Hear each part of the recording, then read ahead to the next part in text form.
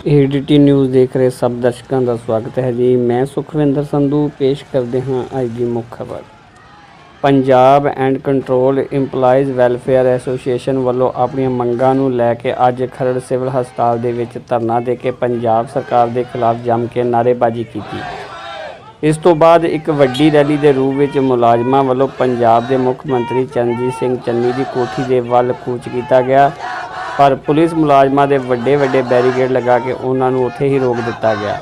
कोठी वाल जाण वाली सड़क उत्ते बह के सरकार के खिलाफ जम के नारेबाजी की। इस मौके यूनियन के कई आगुआं ने गलबात की, कहा उन्होंने की है उन्हों की मंग, आओ सुनाउने हैं।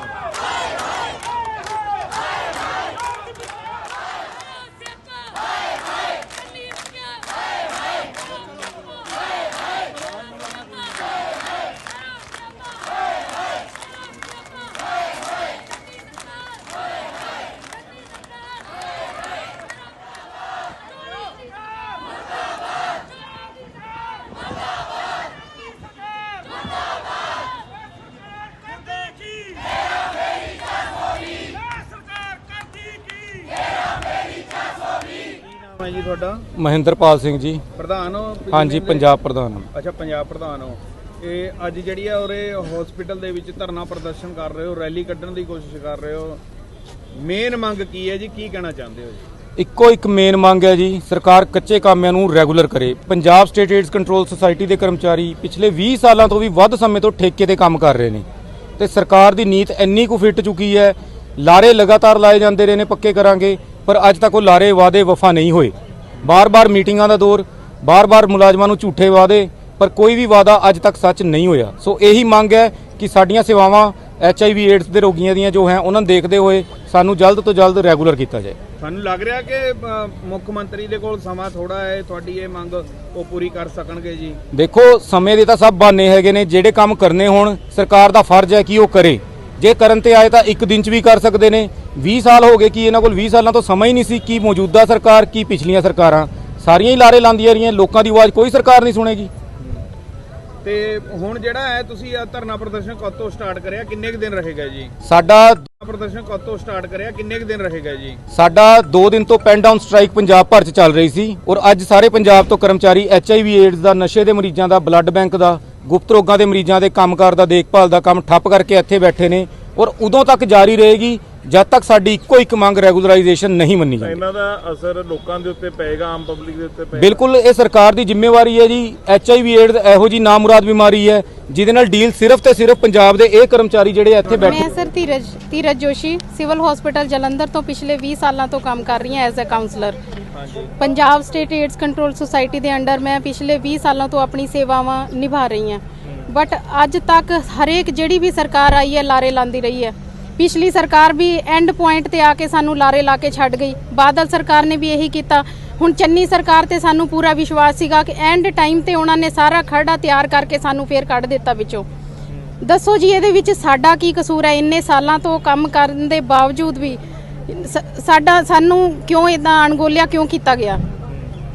ਤੇ ਕਿ ਮੁਸ਼ਕਲਾਂ ਦਾ ਕਿਹੜੀਆਂ ਦਾ ਸਾਹਮਣਾ ਕਰਨਾ ਪੈ ਰਿਹਾ? ਤਨਖਾਹ ਘੱਟ ਹੈ ਜੀ, ਕੀ ਪ੍ਰੋਬਲਮ ਆ ਰਹੀ? ਤਨਖਾਹ ਸਰ 15,000 ਸੈਲਰੀ ਤੇ ਕਿੱਦਾਂ ਬੰਦਾ ਕੋਈ ਗੁਜ਼ਾਰਾ ਕਰ ਸਕਦਾ ਆ? ਸਾਡੀ ਸਟਾਰਟਿੰਗ ਸੈਲਰੀ 13,000 ਤੇ ਬੰਦਾ ਰੱਖਿਆ ਜਾਂਦਾ ਆ।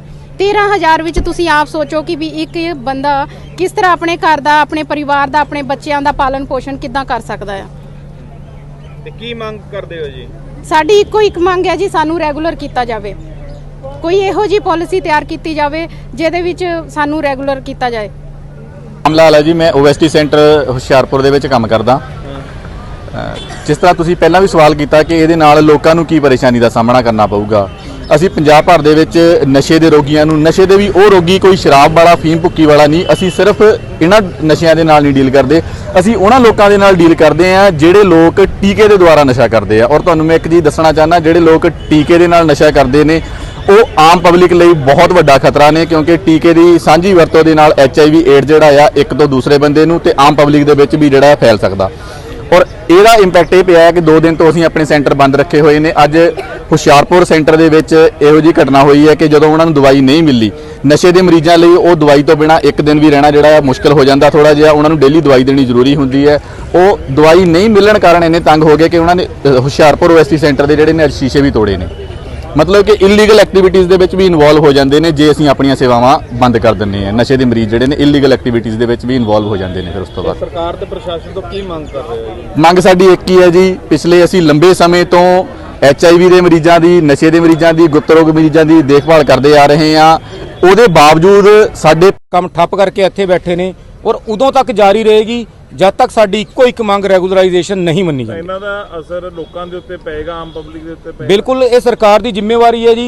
HIV ਏਡਜ਼ ਇਹੋ ਜੀ ਨਾਮੁਰਾਦ ਬਿਮਾਰੀ ਹੈ ਜਿਹਦੇ ਨਾਲ ਡੀਲ ਸਿਰਫ ਤੇ ਸਿਰਫ ਪੰਜਾਬ ਦੇ ਇਹ ਕਰਮਚਾਰੀ ਜਿਹੜੇ ਇੱਥੇ ਬੈਠੇ। ਮੈਂ sir Dheeraj Joshi civil hospital Jalandhar ਤੋਂ ਪਿਛਲੇ 20 ਸਾਲਾਂ ਤੋਂ ਕੰਮ ਕਰ ਰਹੀ ਹਾਂ ਐਜ਼ ਅ ਕਾਉਂਸਲਰ।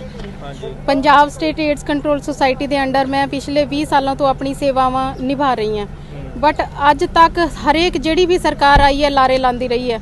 ਪਿਛਲੀ ਸਰਕਾਰ ਵੀ ਐਂਡ ਪੁਆਇੰਟ ਤੇ ਆ ਕੇ ਸਾਨੂੰ ਲਾਰੇ ਲਾ ਕੇ ਛੱਡ ਗਈ। ਬਾਦਲ ਸਰਕਾਰ ਨੇ ਵੀ ਇਹੀ ਕੀਤਾ। ਹੁਣ ਚੰਨੀ ਸਰਕਾਰ ਤੇ ਸਾਨੂੰ ਪੂਰਾ ਵਿਸ਼ਵਾਸ ਸੀਗਾ ਕਿ ਐਂਡ ਟਾਈਮ ਤੇ ਉਹਨਾਂ ਨੇ ਸਾਰਾ ਖਰੜਾ ਤਿਆਰ ਕਰਕੇ ਸਾਨੂੰ ਫੇਰ ਕੱਢ ਦਿੱਤਾ ਵਿੱਚੋਂ। ਦੱਸੋ ਜੀ ਇਹਦੇ ਵਿੱਚ ਸਾਡਾ ਕੀ ਕਸੂਰ ਹੈ? ਇੰਨੇ ਸਾਲਾਂ ਤੋਂ ਕੰਮ ਕਰਨ ਦੇ ਬਾਵਜੂਦ ਵੀ ਸਾਨੂੰ ਕਿਉਂ ਇਦਾਂ ਅਣਗੌਲਿਆ ਕਿਉਂ ਕੀਤਾ ਗਿਆ? ਤੇ ਕਿ ਮੁਸ਼ਕਲਾਂ ਦਾ ਕਿਹੜੀਆਂ ਦਾ ਸਾਹਮਣਾ ਕਰਨਾ ਪੈ ਰਿਹਾ? ਤਨਖਾਹ ਘੱਟ ਹੈ ਜੀ, ਕੀ ਪ੍ਰੋਬਲਮ ਆ ਰਹੀ? ਤਨਖਾਹ ਸਰ 15000 ਸੈਲਰੀ ਤੇ ਕਿੱਦਾਂ ਬੰਦਾ ਕੋਈ ਗੁਜ਼ਾਰਾ ਕਰ ਸਕਦਾ ਆ? ਸਾਡੀ ਸਟਾਰਟਿੰਗ ਸੈਲਰੀ 13000 ਤੇ ਬੰਦਾ ਰੱਖਿਆ ਜਾਂਦਾ ਆ। 13000 ਵਿੱਚ ਤੁਸੀਂ ਆਪ ਸੋਚੋ ਕਿ ਵੀ ਇੱਕ ਬੰਦਾ ਕਿਸ ਤਰ੍ਹਾਂ ਆਪਣੇ ਘਰ ਦਾ, ਆਪਣੇ ਪਰਿਵਾਰ ਦਾ, ਆਪਣੇ ਬੱਚਿਆਂ ਦਾ ਪਾਲਣ ਪੋਸ਼ਣ ਕਿੱਦਾਂ ਕਰ ਸਕਦਾ ਆ? ਤੇ ਕੀ ਮੰਗ ਕਰਦੇ ਹੋ ਜੀ? ਸਾਡੀ ਇੱਕੋ ਇੱਕ ਮੰਗ ਹੈ ਜੀ, ਸਾਨੂੰ ਰੈਗੂਲਰ ਕੀਤਾ ਜਾਵੇ। ਕੋਈ ਇਹੋ ਜੀ ਪਾਲਿਸੀ ਤਿਆਰ ਕੀਤੀ ਜਾਵੇ ਜਿਹਦੇ ਵਿੱਚ ਸਾਨੂੰ ਰੈਗੂਲਰ ਕੀਤਾ ਜਾਏ। ਮਾਮਲਾ ਹੈ ਜੀ, ਮੈਂ OST ਸੈਂਟਰ ਹੁਸ਼ਿਆਰਪੁਰ ਦੇ ਵਿੱਚ ਕੰਮ ਕਰਦਾ। ਜਿਸ ਤਰ੍ਹਾਂ ਤੁਸੀਂ ਪਹਿਲਾਂ ਵੀ ਸਵਾਲ ਕੀਤਾ ਕਿ ਇਹਦੇ ਨਾਲ ਲੋਕਾਂ ਨੂੰ ਕੀ ਪਰੇਸ਼ਾਨੀ ਦਾ ਸਾਹਮਣਾ ਕਰਨਾ ਪਊਗਾ, ਅਸੀਂ ਪੰਜਾਬ ਭਰ ਦੇ ਵਿੱਚ ਨਸ਼ੇ ਦੇ ਰੋਗੀਆਂ ਨੂੰ, ਨਸ਼ੇ ਦੇ ਵੀ ਉਹ ਰੋਗੀ ਕੋਈ ਸ਼ਰਾਬ ਵਾਲਾ, ਫੀਮ ਭੁੱਕੀ ਵਾਲਾ ਨਹੀਂ, ਅਸੀਂ ਸਿਰਫ ਇਹਨਾਂ ਨਸ਼ਿਆਂ ਦੇ ਨਾਲ ਨਹੀਂ ਡੀਲ ਕਰਦੇ, ਅਸੀਂ ਉਹਨਾਂ ਲੋਕਾਂ ਦੇ ਨਾਲ ਡੀਲ ਕਰਦੇ ਹਾਂ ਜਿਹੜੇ ਲੋਕ ਟੀਕੇ ਦੇ ਦੁਆਰਾ ਨਸ਼ਾ ਕਰਦੇ ਆ। ਔਰ ਤੁਹਾਨੂੰ ਮੈਂ ਇੱਕ ਚੀਜ਼ ਦੱਸਣਾ ਚਾਹੁੰਦਾ, ਜਿਹੜੇ ਲੋਕ ਟੀਕੇ ਦੇ ਨਾਲ ਨਸ਼ਾ ਕਰਦੇ ਨੇ ਉਹ ਆਮ ਪਬਲਿਕ ਲਈ ਬਹੁਤ ਵੱਡਾ ਖਤਰਾ ਨੇ, ਕਿਉਂਕਿ ਟੀਕੇ ਦੀ ਸਾਂਝੀ ਵਰਤੋਂ ਦੇ ਨਾਲ HIV ਏਡ ਜਿਹੜਾ ਆ ਇੱਕ ਤੋਂ ਦੂਸਰੇ ਬੰਦੇ ਨੂੰ ਤੇ ਆਮ ਪਬਲਿਕ ਦੇ ਵਿੱਚ ਵੀ ਜਿਹੜਾ ਫੈਲ ਸਕਦਾ। ਔਰ ਇਹਦਾ ਇੰਪੈਕਟ ਇਹ ਪਿਆ ਹੈ ਕਿ 2 ਦਿਨ ਤੋਂ ਅਸੀਂ ਆਪਣੇ ਸੈਂਟਰ ਬੰਦ ਰੱਖੇ ਹੋਏ ਨੇ। ਅੱਜ ਹੁਸ਼ਿਆਰਪੁਰ ਸੈਂਟਰ ਦੇ ਵਿੱਚ ਇਹੋ ਜਿਹੀ ਘਟਨਾ ਹੋਈ ਹੈ ਕਿ ਜਦੋਂ ਉਹਨਾਂ ਨੂੰ ਦਵਾਈ ਨਹੀਂ ਮਿਲੀ, ਨਸ਼ੇ ਦੇ ਮਰੀਜ਼ਾਂ ਲਈ ਉਹ ਦਵਾਈ ਤੋਂ ਬਿਨਾਂ ਇੱਕ ਦਿਨ ਵੀ ਰਹਿਣਾ ਜਿਹੜਾ ਮੁਸ਼ਕਲ ਹੋ ਜਾਂਦਾ ਥੋੜਾ ਜਿਹਾ। ਉਹਨਾਂ ਨੂੰ ਡੇਲੀ ਦਵਾਈ ਦੇਣੀ ਜ਼ਰੂਰੀ ਹੁੰਦੀ ਹੈ। ਉਹ ਦਵਾਈ ਨਹੀਂ ਮਿਲਣ ਕਾਰਨ ਇੰਨੇ ਤੰਗ ਹੋ ਗਏ ਕਿ ਉਹਨਾਂ ਨੇ ਹੁਸ਼ਿਆਰਪੁਰ OST ਸੈਂਟਰ ਦੇ ਜਿਹੜੇ ਨੇ ਸ਼ੀਸ਼ੇ ਵੀ ਤੋੜੇ ਨੇ। ਮਤਲਬ ਕਿ ਇਲੀਗਲ ਐਕਟੀਵਿਟੀਜ਼ ਦੇ ਵਿੱਚ ਵੀ ਇਨਵੋਲਵ ਹੋ ਜਾਂਦੇ ਨੇ ਜੇ ਅਸੀਂ ਆਪਣੀਆਂ ਸੇਵਾਵਾਂ ਬੰਦ ਕਰ ਦਿੰਦੇ ਹਾਂ। ਨਸ਼ੇ ਦੇ ਮਰੀਜ਼ ਜਿਹੜੇ ਨੇ ਇਲੀਗਲ ਐਕਟੀਵਿਟੀਜ਼ ਦੇ ਵਿੱਚ ਵੀ ਇਨਵੋਲਵ ਹੋ ਜਾਂਦੇ ਨੇ ਫਿਰ ਉਸ ਤੋਂ ਬਾਅਦ। ਸਰਕਾਰ ਤੇ ਪ੍ਰਸ਼ਾਸਨ ਤੋਂ ਕੀ ਮੰਗ ਕਰ ਰਹੇ ਹੋ ਜੀ? ਮੰਗ ਸਾਡੀ ਇੱਕ ਹੀ ਹੈ ਜੀ, ਪਿਛਲੇ ਅਸੀਂ ਲੰਬੇ ਸਮੇਂ ਤੋਂ HIV ਦੇ ਮਰੀਜ਼ਾਂ ਦੀ, ਨਸ਼ੇ ਦੇ ਮਰੀਜ਼ਾਂ ਦੀ, ਗੁਪਤ ਰੋਗ ਮਰੀਜ਼ਾਂ ਦੀ ਦੇਖਭਾਲ ਕਰਦੇ ਆ ਰਹੇ ਹਾਂ। ਉਹਦੇ ਬਾਵਜੂਦ ਸਾਡੇ ਪਰਿਵਾਰ ਦਾ ਭਵਿੱਖ ਜਿਹੜਾ ਆ ਸੁਰੱਖਿਅਤ ਨਹੀਂ ਹੈ, ਕਿਉਂਕਿ 10 ਤੋਂ 15000 ਰੁਪਏ ਦੇ ਵਿੱਚ ਨਾ ਤਾਂ ਅਸੀਂ ਆਪਣੇ ਘਰ ਦੀਆਂ ਲੋੜਾਂ ਪੂਰੀਆਂ ਕਰ ਪਾ ਰਹੇ ਹਾਂ, ਨਾ ਹੀ ਅਸੀਂ ਆਪਣੇ ਬੱਚਿਆਂ ਦੀਆਂ ਪੜ੍ਹਾਈਆਂ ਪੂਰੀਆਂ ਕਰ ਪਾ ਰਹੇ ਹਾਂ।